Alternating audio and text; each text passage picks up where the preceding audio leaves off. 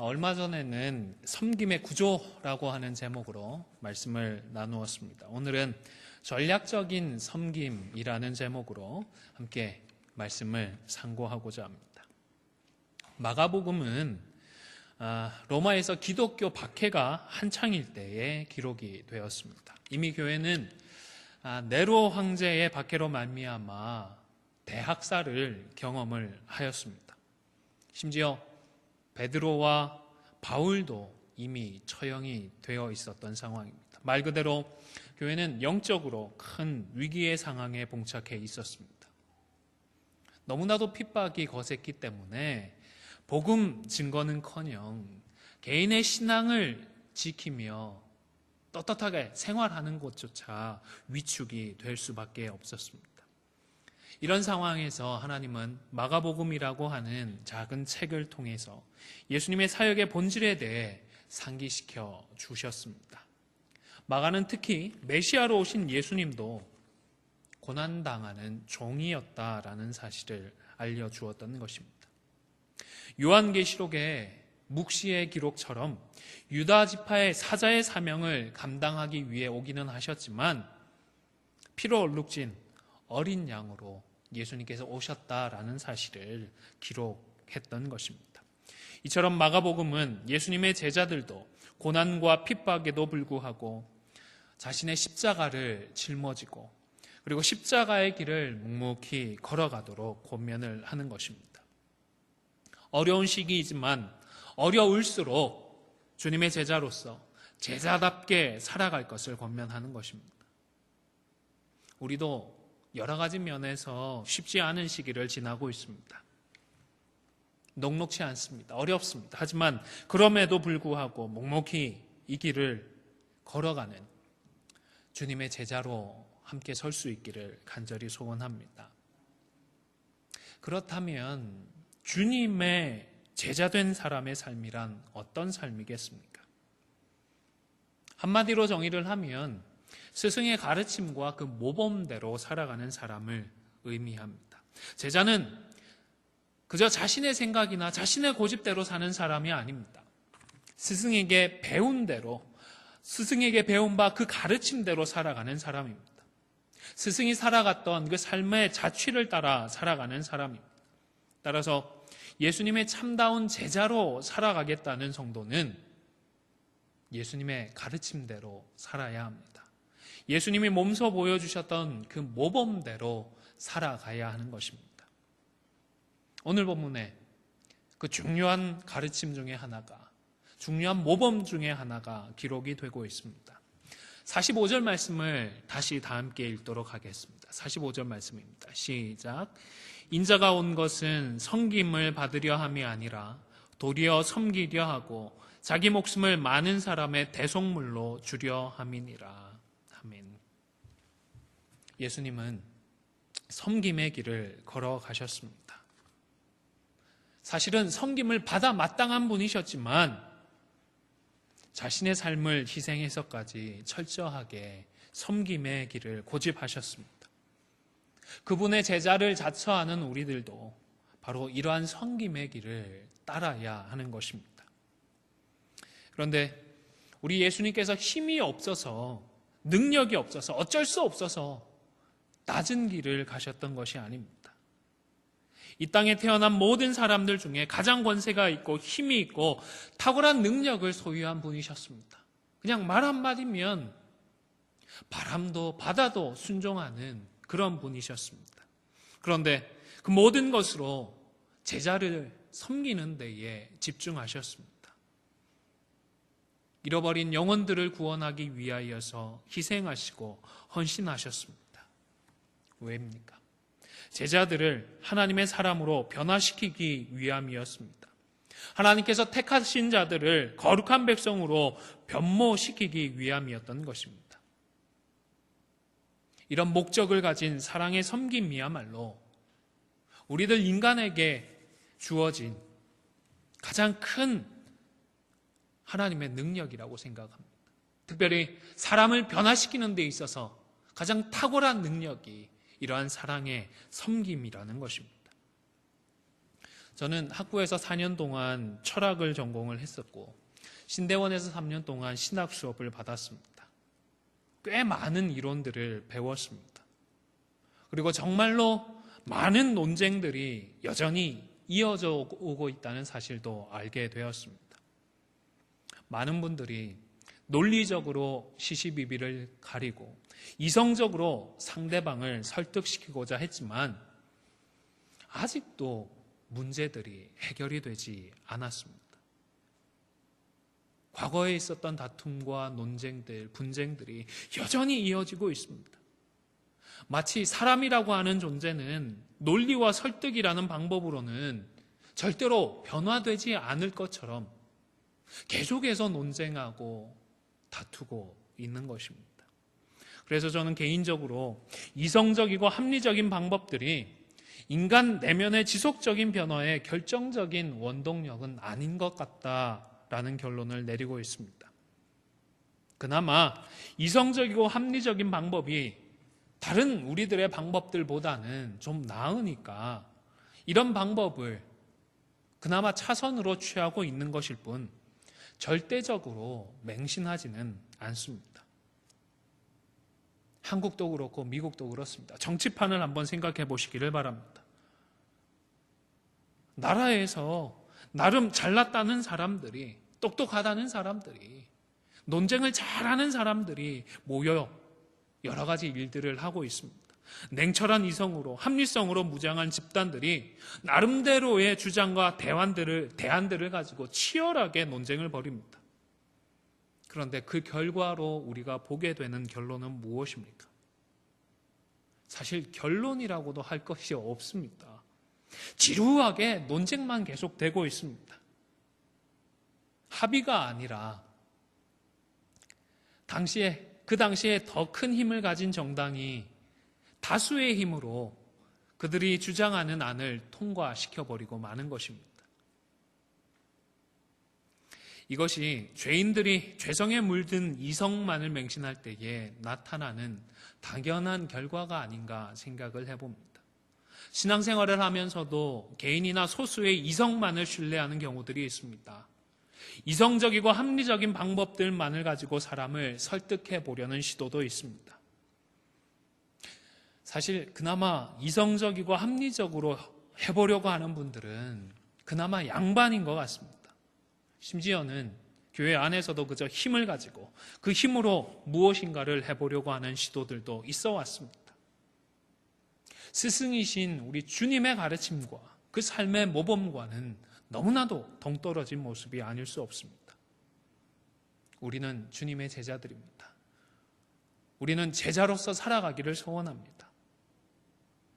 예수님께서 보여주셨던 이 섬김의 방법으로 내가 변화되어진 그 주님의 섬김의 방법으로 다른 지체들을 섬겨 그들을 변화시켜 갈 수 있는 저와 여러분들이 되실 수 있기를 바랍니다. 사실 이 교육과 훈련 중에서 제일 쉬운 방법이, 제일 좋은 방법이 무엇인지를 아십니까? 주입식. 저도 동의합니다. 뭐라고 그럴까? 일종의 흑백 논리일 수도 있겠는데요.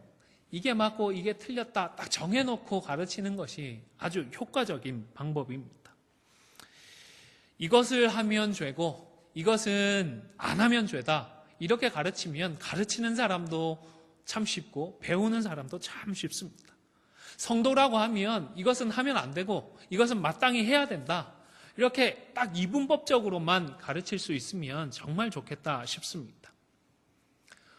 보통 이런 방법들은 주입식이나 이분법적인 조금 흑백 논리에 가까운 이런 방법들은 누구를 가르칠 때 많이 사용이 되죠? 어린 자녀들을, 어린 학생들을 가르칠 때 많이 사용을 합니다. 그러나 피교육자가 이제 성숙하면 더 이상 그 방법이 효과적이지 않습니다. 성숙함에 따라서 교육의 방법도 변화가 필요합니다. 자라게 되면서 나름대로 판단을 할 수 있게 되면 그 눈높이에 맞추어 주어야 하는 것입니다. 뿐만 아니라 우리가 사는 세상은 생각 이상으로 너무나도 다양한 상황을 빚어놓습니다. 그래서 원리라고 배웠던 것들을 적용하기가 쉽지 않은 상황들이 많이 있습니다. 모태신앙으로 잘 양육받았던 어린이들이 청소년기를 겪으면서 방황하는 경우들을 볼 수가 있습니다. 진리로 알고 배웠는데 그 진리를 붙들고 현실에서 살아가 보려고 하니까 적용해 보려고 하는데 그것이 녹록치 않더라는 것입니다. 가정과 교회가 이 시기를 잘 극복하고 이겨낼 수 있도록 도와주어야 합니다. 이전처럼 이게 맞고 이게 틀렸다라는 것만으로는 충분하지 않다 싶습니다.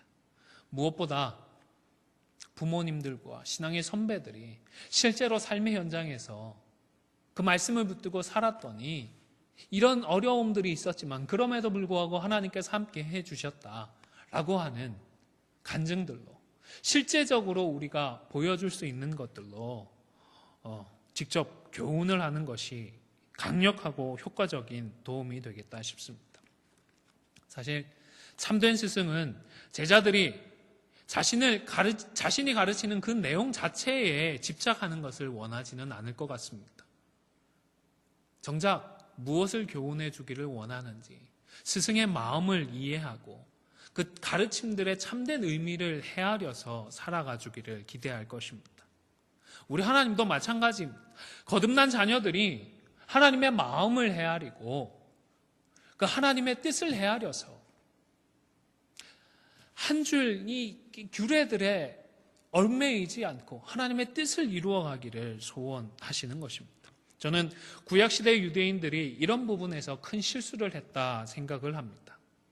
하나님의 참 마음을 헤아리지 못하고 어느새 그저 해야 하는 것, 하지 말아야 하는 것만을 구분해서 살아가고 있었기 때문입니다. 예상할 수 있는 모든 경우를 고려해서 이렇게 살아야 한다, 저것은 하지 말아야 한다, 사람들을 계속해서 얽매여 버리고 말았습니다. 얼마 이상을 걸어가면 안식일을 범하는 것이고 시장에 갔다 오려고 하면 어떻게 해야 하고 부정한 것과 접촉을 하면 어떻게 해야 한다.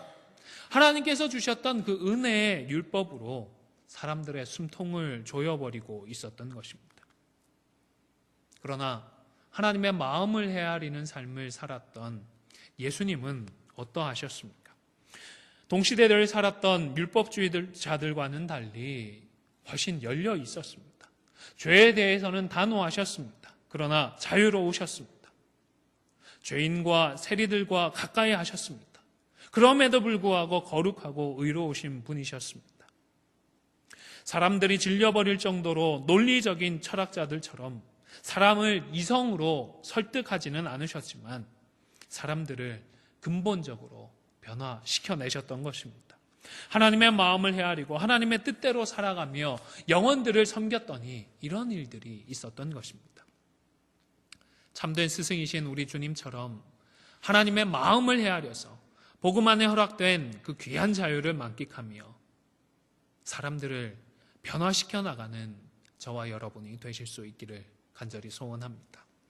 자, 그러면 예수님이 사셨고 우리가 본받아 살아야 하는 그 섬김의 삶이라고 하는 것이 어떤 것입니까? 자기를 희생하고 포기하면서 남을 위해 사는 것일까요? 맞습니다. 맞는 말입니다. 하지만 이것은 좀 부분적인 이해다 싶습니다. 내 것을 희생도 해야 합니다. 포기도 해야 합니다. 남을 위해 살아야 합니다. 하지만 이 섬김의 삶에 대해서 우리가 경험하고 있는 대부분의 상황들, 모든 상황들을 적용할 수 있는 좀 더 부연이 필요합니다. 우리의 가정에서 섬긴다는 것이 무엇인지, 직장이나 사업터에서 섬긴다는 것이 무엇인지, 교회에서 무엇을 섬겨야 하는지, 무엇을 위해 섬겨야 하는지가 설명되어야 하는 것입니다. 우리 예수님께서 보여주셨던 섬김은 훨씬 더 적극적이고 공격적인 섬김이었습니다. 그리고 적극 전략적이고 목표 지향적인 섬김이었습니다. 우리 예수님의 섬김은 적극적이고도 전략적인 섬김이었다는 사실을 꼭 기억하실 수 있기를 바랍니다. 유대인들은 거룩한 삶을 살아가기 위해서 더러운 것들은 피했습니다. 세리와 죄인들을 정죄하고 멀리했습니다. 그러나 이것은 소극적인 방법이었습니다. 수동적인 방법이었습니다. 나름 의도하는 바가 있었지만 좁은 목표였던 것입니다. 그러나 우리 예수님은 훨씬 더 공격적으로 사셨습니다. 적극적인 삶의 모범을 보여주셨습니다. 앞서 말씀드린 것처럼 피한 것이 아니라 죄인과 세리들을 가까이 하셨습니다. 그들과 함께 식사하는 것도 즐겨 하셨습니다. 그들과 포도주도 즐기셨습니다. 더럽다고, 부정하다고, 거룩하지 않다고 피하는 것이 아니라 더럽고 부정한 그 한가운데로 나아가 그들을 변화시키고자 하셨던 것입니다. 그리고 전략적으로 섬기셨습니다. 함께하며 마음을 여셨고 하나님 나라의 복음을 전하셨습니다. 그래서 마침내 그 죄인과 세리들을 변화시키셨던 것입니다. 오늘 본문을 다시 생각해 보시기를 바랍니다. 제자들은 명예로운 자리를 요구했습니다. 예수님의 사역을 오해한 야고보와 요한이 하나님 나라에서 예수님의 왼쪽과 오른쪽 자리를 청탁했던 것입니다. 정치권의 비유를 하면 국무총리나 국회의장 자리를 달라고 했던 그 정도가 아닐까 생각을 해봅니다. 제자들이 생각하기에 엄청난 힘과 명예와 재물까지 보장되는 그런 자리가 아니었을까 생각을 해봅니다. 그런데 그 당시의 상황이 어떠했습니까? 예수님께서 십자가를 앞두고 있는 상황입니다. 골고다 언덕을 바로 앞에 두고 있는 상황이었습니다. 무엇보다 지난 3년 동안 계속해서 하나님 나라의 복음을 배워왔습니다. 이제는 좀 알고 준비되어야 했던 시기였던 것 같습니다. 그러나 아직도 이해하지 못했고 변화받지 못했고 오히려 잘못 이해해서 요청할 수 없는 것들을 요청하는 제자들이었습니다. 예수님이 얼마나 조급했을까요? 얼마나 답답했을까요? 저 같으면 한바탕 호통이라도 치지 않았을까 싶습니다. 그러나 예수님은 오히려 차분히 섬겨야 한다라고 교훈을 하셨습니다. 43절과 44절입니다. 너희 중에 그렇지 않을지니 너희 중에 누구든지 크고자 하는 자는 너희를 섬기는 자가 되고 너희 중에 누구든지 으뜸이 되고자 하는 자는 모든 사람의 종이 되어야 하리라. 오해는 하지 마시기를 바랍니다. 나중에 크게 되기 위해서 섬겨야 한다? 아닙니다. 나중에 으뜸이 되기 위해서는 종이 되어야 한다라는 말씀도 아닙니다. 이것은 큰 자가 되려는 생각, 으뜸이 되려는 이 생각부터 버리라는 교훈입니다. 철저하게 섬기는 자가 되고 종이 되라는 말씀입니다. 동시에 이 말씀은 성도들은 평생 종처럼 고생만 하면서 살아야 한다라는 말씀도 아닙니다. 모든 성도들은 남의 종처럼 그렇게 살아야 한다는 말도 아닙니다. 이것은 철저하게 전략적인 섬김입니다. 사람을 변화시키기 위해서는 섬겨야 한다는 것입니다. 45절을 다시 보시면 인자가 온 것은 섬김을 받으려 함이 아니라 도리어 섬기려 하고 자기 목숨을 많은 사람의 대속물로 주려 함이니라 했습니다. 예수님은 많은 사람을 얻기 위해서 자신의 목숨을 내어주셨던 것입니다. 아직 죄 가운데서 신음하는 택한 자들을 변화시키기 위해 예수님은 섬김의 길을 가셨던 것입니다. 다시 말해서 예수님도 무작정 섬기기만 하셨던 것이 아니라 영혼 구원이라고 하는 구체적인 목적을 위해서 전략적으로 섬김의 길을 걸어가셨던 것입니다. 사실 그리스도 안에서 우리에게 새롭게 주시는 말씀들은 이처럼 대부분 적극적이고 전략적인 말씀입니다. 하나님은 우리들에게 원수를 어떻게 하라고 하셨죠? 단순히 소극적으로 미워하지 말라 이렇게 말씀을 하십니까? 사랑하라고, 적극적으로 사랑하라고 하셨습니다. 왜일까요? 그저 미워하지 않는 것만으로는 그 사람을, 그 원수를 변화시킬 수 없기 때문입니다. 원수가 나에게 했던 일들을 생각하면 원통하고 속된 말로 화딱지도 나지만 그러나 그 영혼을 생각을 하면 불쌍해서 말씀을 의지해 사랑으로 섬기다 보면 그 섬김을 통해서 복음이 나누어지고 그 사람이 변화되어지는 일들을 기대할 수 있다는 것입니다. 뿐만 아니라 하나님은 우리들에게 그저 단순히 이기적으로 살지 말아라, 이렇게 소극적으로 말씀하지 않으십니다. 오히려 적극적으로 우리 자신을 죽여야 한다, 나보다 남을 낮게 여겨야 한다라고까지도 말씀을 하십니다. 나의 자아는 다른 사람들의 자아에 비교해서 소용도 없고 하찮은 존재라는 것이 아니라 정말로 귀하지만, 소중하지만, 그럼에도 불구하고 하나님의 택하신 자들을 변화시키기 위해서 복음으로 섬기자, 섬겨서 그들을 함께 변화시키자라고 하나님이 우리에게 말씀을 하시는 것입니다. 따라서 변화를 기대할 수 없는 상황에서까지도 무작정 섬겨야 한다라고 말씀을 하고 싶지는 않습니다. 오히려 더 좋은 다른 방법이 있다면 변화를 꾀할 수 있는 다른 방법을 취해야 합니다. 그래서 교회들은 그 헌법 안에 권징조례가 있고, 성도들이 잘못해서 그저 섬김만으로 변화를 꾀할 수 없을 경우에는 최후의 순간에는 권징을 통하여 책망하는 방법들까지도 취해 왔던 것입니다. 성도 여러분, 교회의 문제로 걱정이 되십니까? 무엇을 해야 합니까? 무엇을 하지 말아야 합니까? 어떻게 해야 교회의 문제가 사라질 수가 있습니까? 하나님은 그 구체적인 해답은 우리에게 하지 않으셨습니다. 저도 잘 모르겠습니다. 그러나 교회를 구성하고 있는 사람들이 지속적으로 변화되어질 수 있도록 가장 효과적이고 능력 있는 방법을 우리에게 말씀하시고 우리에게 이미 보여주셨습니다. 사람의 변화를 위하여, 우리의 변화를 위하여 하나님은 적극적으로 그리고 전략적으로 섬기라고 말씀을 하시는 것입니다. 가정에 문제가 있으십니까? 그 문제 때문에 임시로 땜빵하는 정도가 아니라 문제들을 일으키는 우리의 구성원들이 변화될 수 있도록 기도하는 마음으로 더욱더 서로를 섬겨가실 수 있기를 바랍니다. 직장과 사업터에서도 하나님께서 택하신 자들을 위해 우리가 섬겨야 할 부분들을 찾아 적극적으로 그리고 전략적으로 섬기실 수 있기를 바랍니다. 사람들의 영적인 변화와 성숙을 위해서 언제나 위대한 영적의 거목이 필요한 것이 아닙니다. 힘 있는 사람이 필요한 것이 아닙니다. 재물이 많거나 큰 명예를 가진 사람이 다른 사람을 변화시킬 수 있는 것도 아닙니다. 논리적으로, 이성적으로 잘 훈련된 사람이 필요한 것도 아닙니다. 더 큰 사람이 더 많은 일을 할 수 있고 더 위대한 일을 할 수 있는 것이 아니기 때문입니다. 주님처럼 복음으로 섬기는 사람이 필요합니다.